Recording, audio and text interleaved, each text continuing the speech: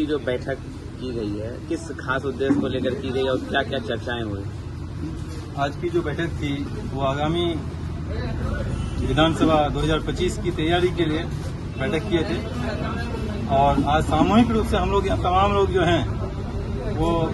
राष्ट्रीय जनता दल के प्राथमिक सदस्यता से रिजाइन करने के लिए यहाँ पर हम लोग बैठे हैं, मीटिंग की है। सारे लोगों से सम्मति से पारित हुआ कि हम लोग सब राष्ट्रीय जनता दल को छोड़ के एक निर्दलीय प्रत्याशी के रूप में यहाँ से इलेक्शन की तैयारी करना शुरू करना है। इसी के लिए हम लोग बैठे थे यहाँ पर आज। आखिर और भी लोग फील्ड में आए, फिर निर्दलीय और बड़े बड़े पार्टी हैं, इस कड़ी में क्या कुछ खास आप बायसी में लेके सामने आए? बायसी में पिछले 7 साल से 10 साल से हम लोग राजनीतिक एक्टिविटी कर रहे हैं और पिछली बार मालूम ही है आपको कि हम लोग मजलिस इत्तेहाद मुस्लिमीन के लिए काफी मेहनत किए थे, लेकिन यहाँ पर क्या गलत किया गया तो सब जानते ही हैं कि लोग बायसी के लोग बदलाव चाह रहा था कि यहाँ पर पिछले 45 साल से 1980 से जो 2 जगह से टिकट बटा हुआ है कि कभी आप रह जाए कभी हम रह जाएं, इनसे निजात पाने के लिए इससे उब करके लोग यहाँ MIM के पास जमा हुआ था और यहाँ पर हम लोग सब मिलकर के एक जो ये बनाए थे कि यहाँ से मौका मिलेगा, लोगों को एक बदलाव का मजा मिलेगा, एक नया चढ़ा देखने का मिलेगा, जिससे बायसी ब्लॉक में अनुमंडल में थाना में जो धांधली होती है, जो भ्रष्टाचार है, इससे निजात मिलेगा। लेकिन अवैसी के नाम पर फिर उसी को टिकट दे दिया गया जो टिकट पैसे के बल पर खरीदा था और जिसके खिलाफ में लोग MIM में आया था, उसी आदमी को टिकट दे दिया गया सिर्फ पैसे के लिए। जो हमारे इंसाफ पसंद जिसको कहा जाता है, अख्तरुल ईमान साहब जो इंसाफ करने के लिए आया था, जो हकमारी और हक के खिलाफ लड़ने आया था, वही अपने लोगों के साथ हकमारी किया था और हम लोग को टिकट नहीं देकर न हमको दिया न सरवर साहब को दिया, और बल्कि यहाँ पर जो प्रेजेंट पूर्व में जो विधायक थे सैयद रुकनुद्दीन साहब उसको दिया। और लोगों ने बायसी विधानसभा के लोगों ने बड़ी जज्बात के साथ उनको भी जिताया,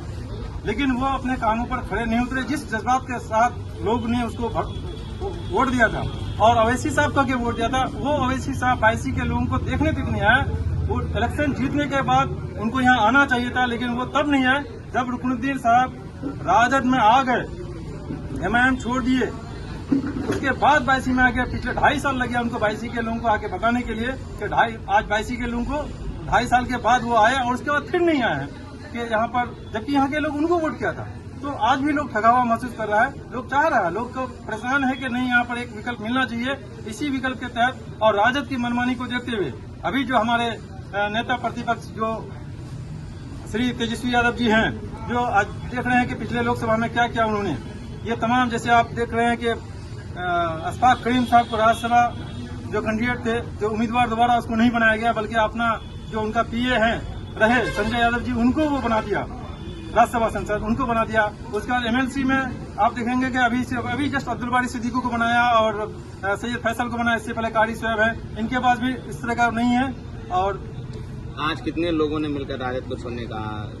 सैकड़ों लोगों ने हम लोग जमा हुआ बायसी में कि नहीं यहाँ से कोई एक फिर इसी तरह से एक कि नहीं यहाँ से अगर कहीं विकल्प मिल सकता है तो यहीं से मिल सकता है, इसलिए हम सब फिर उसी तरह से एक ताकत बना करके लड़ेंगे। 5 साल तक आप MIM के लिए काम किए, उसके बाद फिर राजद में गए, वहाँ पे भी आपको जगह नहीं मिली। आप निर्दलीय के किस मुद्दे के साथ आप पब्लिक के सामने जाएंगे? मुद्दा ही मुद्दा है। पूरे सीमांचल में जो मुद्दा है, जो सीमांचल के में आप जानते हैं कि सीमांचल में मुस्लिम मेजोरिटी में है और देश का जो माइनॉरिटी है यहाँ पर मेजोरिटी में है, और यही वजह है कि बिहार के तमाम सरकारें आज तक सीमांचल के साथ नाइंसाफी किया है। आप देखेंगे कि किशनगंज में, पूर्णिया में, कटिहार में, अररिया में एक भी सरकारी मेडिकल कॉलेज अब तक नहीं था, अब जाके शुरू हुआ है पूर्णिया में। क्या वजह है कि सहरसा में 2 मेडिकल कॉलेज है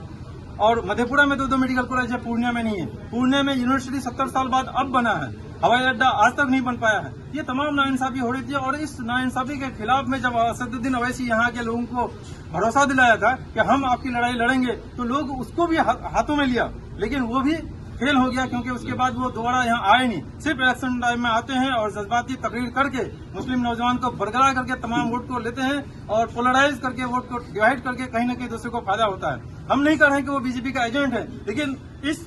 दौर में अक्लमंदी से काम लेना चाहिए। वो अक्लमंदी से काम नहीं हो रही है, बल्कि वो एक जज्बात में, जिस तरह से वो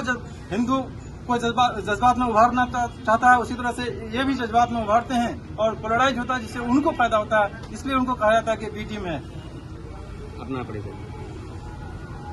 शाहनवाज आलम बायसी।